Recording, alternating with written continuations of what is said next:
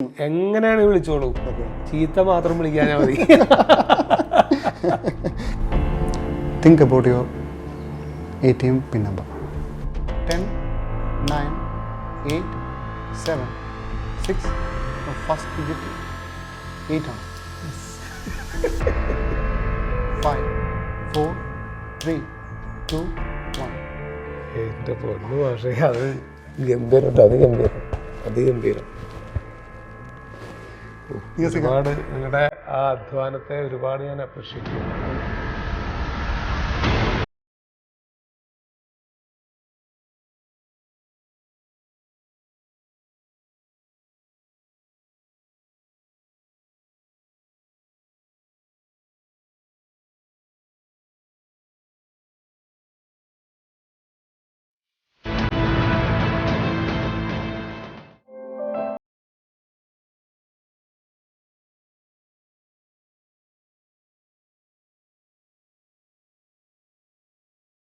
നിയാസിക, welcome to my show. നമസ്കാരം. എന്താണ് ഇപ്പോൾ പുതിയ കാര്യങ്ങൾ, പുതിയ പ്രോജക്ട്സുകളൊക്കെ എങ്ങനെയുണ്ട്? പുതിയത് കുറേ പദ്ധതികൾ ഇങ്ങനെ ഉണ്ടായിരുന്നു, കൊറോണ പകുതി കൊണ്ടുപോയി. ഇപ്പോൾ ഇങ്ങനെ നമ്മുടെ ഒരു മറിമായം ടീമാണ് ഞങ്ങളുടെ ഇപ്പോൾ സ്ഥിരം ഇങ്ങനെ പ്രോഗ്രാമൊക്കെ പോയിക്കൊണ്ടിരുന്നതും, സ്റ്റേജ് ഷോസും പ്ലസ് ഇങ്ങനെ മറിമായം പ്രോഗ്രാം, വേറെ ചാനൽ പരിപാടികളൊക്കെ ഇങ്ങനെ ഉണ്ടായിരുന്നു ഞങ്ങളുടെ ആ ഒരു ഗ്രൂപ്പ്. ഇപ്പോൾ ഒരു യൂട്യൂബ് ചാനലൊന്ന് ഓപ്പൺ ചെയ്താൽ കൊള്ളാമെന്നുണ്ട് ഞങ്ങളുടെ ആ ഒരു ഗ്രൂപ്പായിട്ട്. അപ്പം അതിൻ്റെയൊക്കെ ഒരു പരിപാടികളൊക്കെ നടന്നുകൊണ്ടിരിക്കണം. പിന്നെ പുതിയ കുറേ കാര്യങ്ങളുണ്ട്, പക്ഷെ ഒന്നും പ്രാബല്യത്തിൽ എപ്പോൾ വരും എന്നറിയാത്തതുകൊണ്ട് ഈ കൊറോണയുടെ വിഷയം അങ്ങനെ നിൽക്കുകയാണ്. പിന്നെ നിലവിലിപ്പോൾ മറിമായം ഷോസ് നടന്നുകൊണ്ടിരിക്കുന്നുണ്ട്. അതാണ് ഇപ്പോൾ നിലവിലുള്ളത്. അപ്പോൾ നമുക്ക് ഈ ഷോസിലോട്ട് കടക്കാം. അപ്പോൾ ഇതിന് ഞാൻ സാറിനെ പരിചയപ്പെടുത്തുന്നത് ഒരു ഡെക്ക് ഓഫ് കാർഡാണ്. ഇതിനകത്ത് നമ്പേഴ്സ് മാത്രം ഉണ്ടാവും, വേറെ ഒന്നും ഉണ്ടാവില്ല.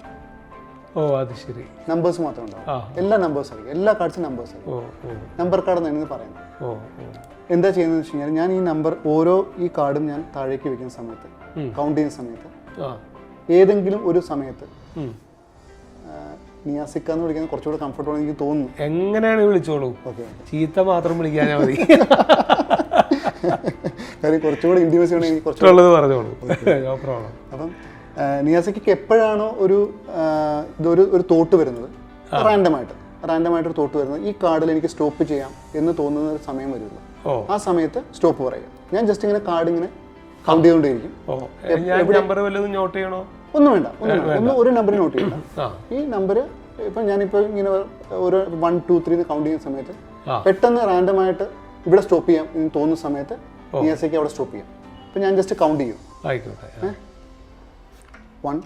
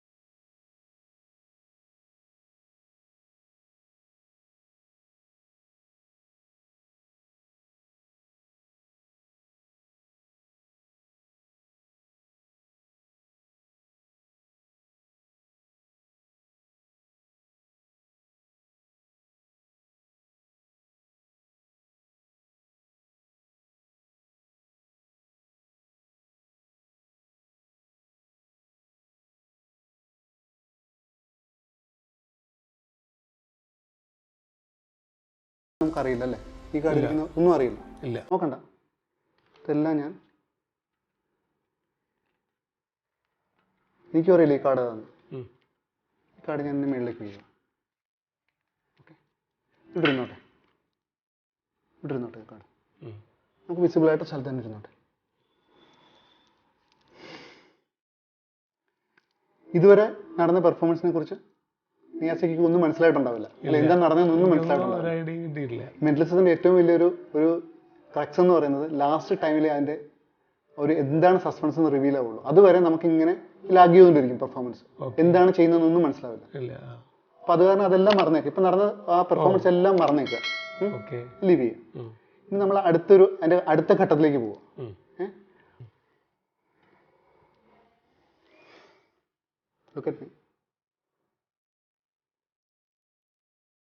ഇപ്പം നിയാസിക്കയുടെ മനസ്സിൽ വന്ന ഒരു 2 ഡിജിറ്റ് നമ്പർ, ഏതെങ്കിലും 2 ഡിജിറ്റ് നമ്പർ എന്നോട് പറയണ്ട, ജസ്റ്റ് അതിൽ ടൈപ്പ് ചെയ്യുക.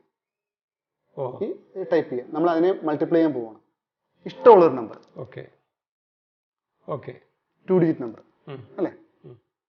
എനിക്ക് വേണമെങ്കിൽ ഈസി ആയിട്ട് പറയാം, ബർത്ത് ഡേറ്റ് വേണമെങ്കിൽ ടൈപ്പ് ചെയ്യാൻ പറയാം. പക്ഷെ അത് എനിക്ക് ഫേസ്ബുക്കിൽ നിന്നോ അതിലോട്ട് എനിക്ക് കിട്ടാനുള്ള ചാൻസസ് കൂടുതലായതുകൊണ്ടാണ് റാൻഡം ആയിട്ടുള്ള ഒരു നമ്പർ, 2 ഡിജിറ്റ് നമ്പർ സെലക്ട് ചെയ്യാൻ ഞാൻ പറഞ്ഞത്. ആ നമ്പർ ഇപ്പം മനസ്സിലുണ്ടല്ലേ? അത് ടൈപ്പ് ചെയ്തു അല്ലേ? ടൈപ്പ് ചെയ്തു. ഇൻറ്റു ആ നമ്പർ ഇൻറ്റു പ്രത്യേകിച്ച് ഒരു കാരണവുമില്ലാതെ നിയാസിക്കയുടെ മനസ്സിലേക്ക് ഇപ്പൊ വന്ന ഒരു 3 ഡിജിറ്റ് നമ്പർ, 3 അക്ക നമ്പർ, 100നും 999നും ഇടയിൽ വരുന്ന ഏതെങ്കിലും ഒരു നമ്പർ അത് ടൈപ്പ് ചെയ്യുക. റാൻഡം ആയിരിക്കും. ഈക്വൽ ടു ഒരു നമ്പർ വന്നിട്ടുണ്ടാവും അല്ലേ? അതോടെ ഇരുന്നോട്ടെ. വേണ്ട, അത് മനസ്സിൽ പോലും ആലോചിക്കണ്ട. ആ നമ്പർ ഇപ്പം സ്ക്രീനിൽ വന്നല്ലോ. ഇൻറ്റു കൊടുക്കും.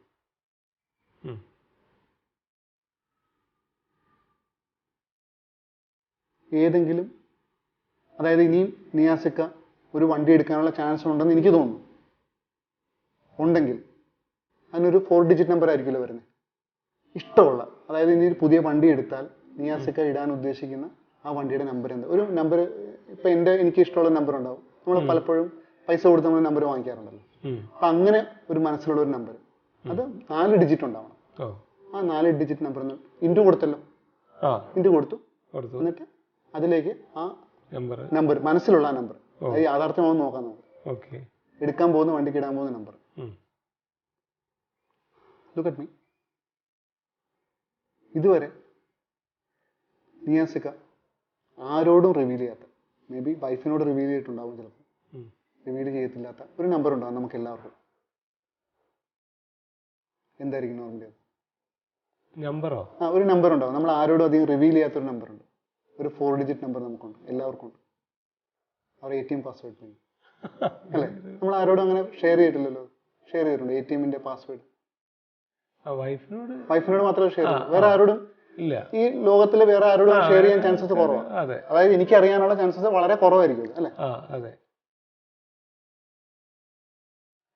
അല്ലേ? ഇപ്പൊ നിലവിൽ യൂസ് ചെയ്യുന്ന ഒരു നമ്പർ ആയിരിക്കും. ഇപ്പൊ ഒരു ഡിജിറ്റ് അവിടെ വന്നില്ലേ? അതേ ഇൻറ്റു ഒരു ഇൻറ്റു കൊടുത്തേ.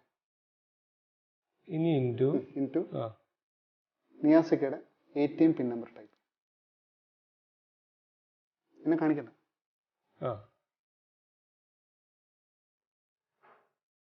ടൈപ്പ് ചെയ്തു. ജെന്യുവൻ ആയിട്ടുള്ള നമ്പർ ടൈപ്പ് ചെയ്തു അല്ലേ? ഈക്വൽ ടു ഇപ്പൊ ഒരു നമ്പർ വന്നിട്ടുണ്ട്. കുറെ ഉള്ള വലിയൊരു നമ്പർ അല്ലേ? കാര്യം ഇത്രയും നമ്മൾ മൾട്ടിപ്ലൈ അല്ലേ ചെയ്ത്, അപ്പം വലിയ നമ്പർ വന്നിട്ടുണ്ടാവും. ഫോർ ദ ഫസ്റ്റ് ടൈം നിയാസിക്ക ആ നമ്പറിൽ നിന്ന് കാണിക്കാം.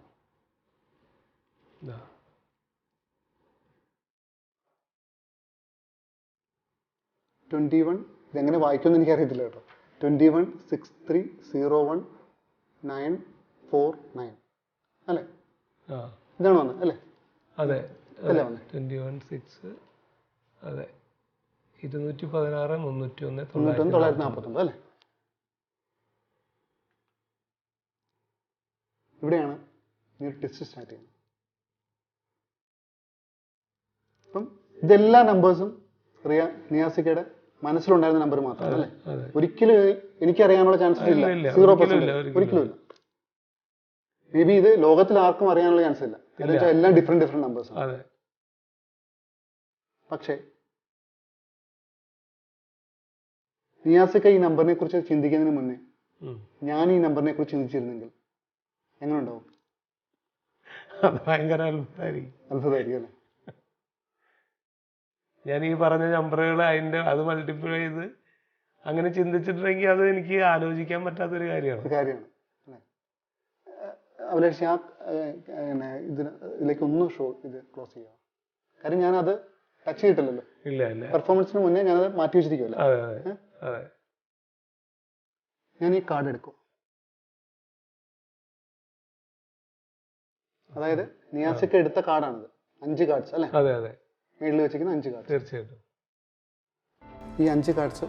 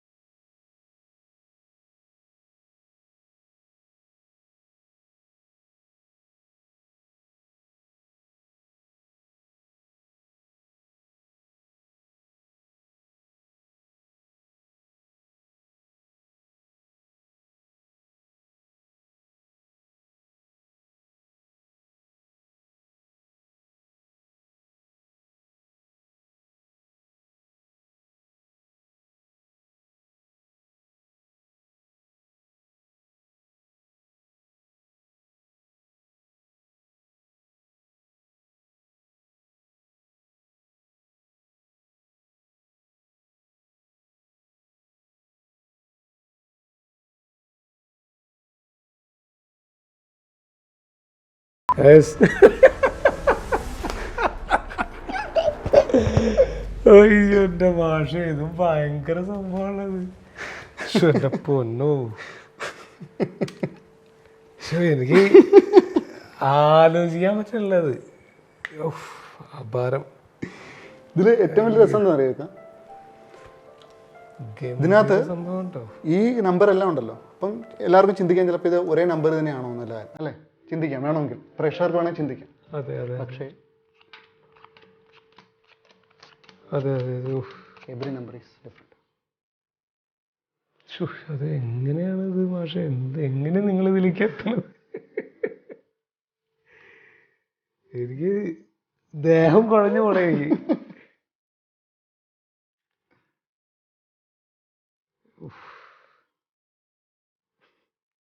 ചിന്തിക്കാൻ പറ്റണല്ലോ എനിക്ക്.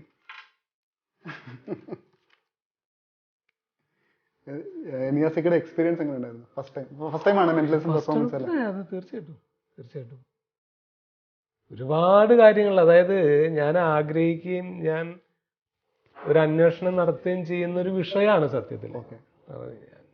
എനിക്കതിനെ കുറിച്ചൊന്നും അറിഞ്ഞിട്ടല്ല, പക്ഷെ ഈ പറഞ്ഞ പോലെ ടെലിപ്പതി കമ്മ്യൂണിക്കേഷനെ കുറിച്ചിട്ടും പിന്നെ ഇതുപോലുള്ള ചില സംഗതികൾ പലപ്പോഴും മാന്ത്രികമായിട്ട് പറയുന്ന ചില കഥകളൊക്കെയാണ് നമ്മൾ കേട്ടിട്ടുള്ളത്, അല്ലെങ്കിൽ ചില മന്ത്രവാദികൾ പറയുന്ന സംഗതികളാണ്. ഇതിന് ഇങ്ങനെ ഒരു എന്താ പറയാ, ഒരു കൃത്യമായിട്ടുള്ളൊരു റൂട്ടും ഒരു കോഴ്സും ഒക്കെ ഉണ്ട് എന്നുള്ളതൊക്കെ അറിയുമ്പോൾ മഹാ അത്ഭുതമാണ് തോന്നുന്നത്. കാരണം ഒരിക്കലും എനിക്ക് ഞാനിതൊക്കെ അറിയാൻ ആഗ്രഹിക്കുന്നുണ്ടെങ്കിലും ഞാൻ വിശ്വസിക്കുന്നില്ല. അത് വിശ്വസിക്കുന്നില്ല എന്ന് വെച്ചാൽ അത് പ്രൂവ് ചെയ്തിട്ടില്ല എന്നുള്ളതുകൊണ്ട് തന്നെയാണ്. അപ്പോൾ പലപ്പോഴും ഇതൊക്കെ വിശ്വസിക്കാൻ ആഗ്രഹിക്കാൻ കാരണം എന്താ വെച്ചാൽ ഈ ശബ്ദ തരംഗങ്ങൾ സഞ്ചരിച്ച് നമ്മളിലേക്ക് എത്തുന്നു, പിക്ചർ തരംഗങ്ങൾ സഞ്ചരിച്ച് നമ്മളിലേക്ക് എത്തുന്നു. പക്ഷെ സഞ്ചരിക്കുന്നു എന്ന് പറയുന്നതിലേക്ക് നമ്മളെത്തിയിട്ടില്ലാത്തതുകൊണ്ടായിരിക്കാം ഒരു പക്ഷെ നമ്മൾ വിശ്വസിക്കാത്തത്. മനുഷ്യൻ എന്നുള്ള നിലയ്ക്ക് നമുക്ക് പലപ്പോഴും ഒരു മനുഷ്യൻ്റെ ഒരു ബലഹീനത ഉണ്ടല്ലോ, കണ്ടിട്ടേ വിശ്വസിക്കുള്ളൂ. 100% കണ്ട് വിശ്വസിക്കുന്നവരാണ് 100%. പക്ഷെ ഇത്തരം ചില വിഷയങ്ങൾ വരുമ്പോൾ അത് ഇത്തിരി കൂടുതൽ ഡീപ്പാവും. കാരണം തീർച്ചയായിട്ടും കണ്ടിട്ടേ വിശ്വസിക്കുള്ളൂ, അല്ലാതെ വിശ്വസിക്കാൻ ഒരു ബുദ്ധിമുട്ടാണ്. എങ്കിൽ പോലും എനിക്കിത് ഇപ്പോൾ താങ്കൾ ഇത്രയും ഇത് വളരെ സിമ്പിളായിട്ട് എൻ്റെ അടുത്ത് വന്ന് ഇങ്ങനെ അത് അവതരിപ്പിക്കുമ്പോൾ എനിക്കത് അഡ്ജസ്റ്റ് ചെയ്യാൻ പറ്റുന്നില്ല സത്യം പറഞ്ഞാൽ. എങ്ങനെയാണത് പറയേണ്ടതെന്ന് അറിയണില്ല എനിക്ക്. നമ്മുടെ മനസ്സിൽ ചിന്തിക്കുന്ന സംഗതികളൊക്കെ എടുത്ത് കാണിച്ചു തരിക എന്ന് പറയണതേ, അത് നമുക്ക് ഒരു പരിധിവരെ നമുക്ക് പ്രാക്ടീസിലൂടെ നമുക്ക് പറയാൻ പറ്റും. നമുക്ക് ആള് ബിഹേവ് ചെയ്യാൻ പോകുന്ന എങ്ങനെയാണെന്ന് പറയാൻ പറ്റും. ഞാനിപ്പോൾ എനിക്കൊരു സന്തോഷം എന്താ അറിയോ, ഞാൻ എൻ്റെ കുറേ അനുഭവങ്ങൾ പലയിടത്തും പറഞ്ഞ് വിശ്വസിക്കാത്ത കുറേ അനുഭവങ്ങളുണ്ട്.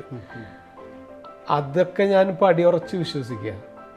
കാരണം എന്താ വെച്ചാൽ എനിക്ക് ചെറുപ്പത്തിലുണ്ടായിട്ടുള്ളൊരു അനുഭവമുണ്ട്, ഒരു അനുഭവ കഥ. അതായത് കഥയല്ല, എൻ്റെ ഉമ്മയുടെ ഉമ്മ, എൻ്റെ വല്യുമ്മ സുഖമില്ലാതെ കിടന്നിട്ട് ഞാനും വൈഫ് കൂടി എറണാകുളത്താണ് ഉമ്മയുടെ. അറിയാം, വടക്കാഞ്ചേരിയിൽ നിന്ന് ഞങ്ങളിവിടെ വരുന്നു. തിരിച്ച് 2-3 ദിവസം കഴിഞ്ഞ് ഞങ്ങൾ തിരിച്ചു പോയി.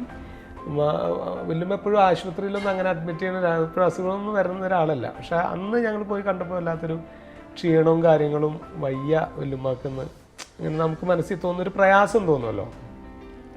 അങ്ങനെയൊക്കെ വന്ന് ഞങ്ങൾ 2-3 ദിവസം കഴിഞ്ഞ് ഒരു ദിവസം പുലർച്ചെ ഒരു 4 മണി കഷ്ടിയാവുന്നു, 4 മണി ആയിട്ടില്ല, അതിനു മുൻപ് ഞാനൊരു വല്യുമ്മ മരിച്ചു കേട്ടോ എന്നും പറഞ്ഞിട്ട് ഞാൻ ചാടി എണീക്കാൻ പറ്റുന്നു. ചാടി ഞാൻ എഴുന്നേറ്റു. ഞാൻ എഴുന്നേക്കുന്നത് കണ്ടിട്ട് വൈഫും, അപ്പോൾ നേരം വെളുത്ത് വരുന്നേ ഉള്ളൂ, ആ നേരത്തൊന്നും അങ്ങനെ എണീക്കുന്ന കൂട്ടത്തിലൊന്നല്ല, ഞങ്ങൾ ഒരു 5 മണിയെങ്കിലും ആവും. അപ്പോൾ എന്താ യാസ്കാന്ന് ചോദിച്ചു വൈഫ് എന്നോട്. പറഞ്ഞേ പെട്ടെന്ന് ആരോ വന്നിട്ട് ഇങ്ങനെ കൃത്യമായിട്ട് പറയണേ, വല്യുമ്മ മരിച്ചു കേട്ടോ എന്ന് എൻ്റെ ചെവിയിൽ പറയുന്ന പോലെ ഞാൻ കേട്ടു പറഞ്ഞു. കൃത്യമായിട്ട് എന്നോട് പറയുകയാണ്, ആരോ ഒരാൾ പറയുന്നു വല്യുമ്മ മരിച്ചു എന്ന് പറയണം. അപ്പോൾ വൈഫ് പറഞ്ഞു, അങ്ങനെ അത് ഒരു പക്ഷേ നമ്മൾ പോയി ഹോസ്പിറ്റലിലൊക്കെ പോയി വന്നതല്ലേ, വയ്യാതെ കിടന്നൊക്കെ കണ്ടതല്ലേ, അപ്പോൾ അതിൻ്റെയൊക്കെ ഒരു പ്രയാസം മനസ്സിൽ കിടക്കുന്നുണ്ടാവുമല്ലോ, അതുകൊണ്ടൊക്കെ ആയിരിക്കും എന്ന് പറഞ്ഞപ്പോൾ നോർമലി അങ്ങനെയൊക്കെ ഉണ്ടാവാറുണ്ടല്ലോ നമുക്ക്. ശരിയാണ് എന്നുള്ള നിലയ്ക്ക് ഞാൻ കുറേ നേരം പിന്നെ ഈ ഉറക്കം വരുന്നില്ല, ഉറക്കം ക്ലീനായിട്ട് പോയി. അങ്ങനെ ഞാൻ ഈ തലയണ ചാരി ഇങ്ങനെ കുറച്ചിങ്ങനെ ഇരുന്നു. അത് കഴിഞ്ഞ് പിന്നെ എപ്പോഴോ അങ്ങനെ അങ്ങോട്ട് ഉറക്കം തൂങ്ങി. ഞാൻ പിന്നെ ശരിക്ക് കിടക്കാൻ വേണ്ടി തലയണ വെച്ച് ശരിക്ക് കിടന്നു. വീണ്ടും ഉറക്കത്തിലേക്കൊന്ന് പോകുമ്പോഴത്തേക്കും അന്ന് നമ്മുടെ ലാൻഡ് ഫോണാണ്, നമുക്ക് ഇതില്ല, മൊബൈലൊന്നുമില്ല. ലാൻഡ് ഫോൺ അടിക്കുന്നു. സാക്ഷി വൈഫ് മാത്രമേ ഉള്ളൂ കേട്ടോ. കറക്റ്റ് അവളെടുത്ത് ഫോണെടുത്ത് എനിക്ക് കൃത്യമായിട്ട് എനിക്കറിയായിരുന്നു, എനിക്ക് കൃത്യം അറിയായിരുന്നു ഞാൻ എന്തിനാണ് ഇപ്പോൾ ഇത് കണ്ടതെന്നും സംഭവം ബെല്ലടിക്കുമ്പോൾ തന്നെ അസീന ബെല്ലടിക്കുന്നുണ്ടെന്ന് ഞാൻ പറഞ്ഞു. ഫോൺ റിങ് ചെയ്യുന്നുണ്ട്. എനിക്ക് പോയി എടുക്കാനുള്ള ഇതില്ല, ശേഷിയില്ല ശരീരത്തിന് പോയി എടുക്കാൻ. അപ്പോൾ വൈഫ് പോയിട്ട് ഫോൺ എടുത്തു, വല്യമ്മ മരിച്ചു എന്നുള്ള വാർത്ത കേട്ടു. സത്യം പറഞ്ഞ എൻ്റെ കുറേ കാലമായിട്ടുള്ള എൻ്റെ ഒരു ചിന്തയാണ് നിങ്ങളത് സ്ഥിരീകരിച്ച് കളഞ്ഞത്. ഇതിനൊരു ടെക്നോളജിയും വേണ്ട, എൻ്റെ അനുഭവം മതി. എൻ്റെ അനുഭവങ്ങൾ ഇത് എനിക്ക് കിട്ടാവുന്ന ഏറ്റവും നല്ലൊരു പ്രശംസയാണ്, അല്ലെങ്കിൽ എനിക്ക് ഏറ്റവും നല്ല റിമാർക്സ് ആണ്. എനിക്കത് ഒരു ഭയങ്കരമായിട്ട് ഞാൻ അത്ഭുതപ്പെട്ടു പോയിട്ടോ. എനിക്കിതൊക്കെ ഇങ്ങനെ ഉണ്ടെങ്കിൽ പോലും ഞാൻ വിശ്വസിക്കുന്നില്ലായിരുന്നു. ഉള്ളുകൊണ്ട് ഞാൻ ശരിക്കും വിശ്വസിക്കും അത് എന്തെങ്കിലുമൊക്കെ കാര്യങ്ങൾ ട്രിക്കായിരിക്കും എന്നുള്ളതല്ലാതെ ഇങ്ങനെ ഞാൻ വിശ്വസിക്കുന്നില്ല. താങ്കളിപ്പോൾ എന്നോട് ഇങ്ങനെ ഇത്തരം സംഭവങ്ങളിലൂടെ വന്ന് ഈ കണക്ക് അതും തന്നല്ല, എനിക്ക് എൻ്റെ ATM നമ്പർ അതൊന്നും ഉപയോഗിച്ചൊന്നും ചെയ്തില്ല. അത് പോകുന്നതിന് പറയാനുള്ള കാര്യം എന്ന് വെച്ചാൽ, ആദ്യം നമ്മൾ ഇപ്പൊ പോകുന്ന വഴിക്ക് ഒരു ATM നിർത്തുക, എന്നിട്ട് റൈറ്റ് സൈഡിൽ ഒരു ബട്ടൺ ഉണ്ടാവും, അവിടെ ക്ലിക്ക് ചെയ്യുക, ATM നമ്പർ പിൻ ചേഞ്ച് ചെയ്യാനുള്ള ഒരു ഓപ്ഷൻ ഉണ്ട്. കാര്യം നാളെ ഒന്നുമില്ല. കാര്യം ഞാൻ എന്തുകൊണ്ടാണ് പബ്ലിക്കായിട്ട് പറയുന്നത്, എൻ്റെ അക്കൗണ്ടിൽ കയറിയിട്ട് നോക്കിയാൽ നിങ്ങൾ എന്തെങ്കിലും അതിലേക്ക് ഇടുകയുള്ളൂ, ഒന്നും എടുക്കാണ്ടാവില്ല.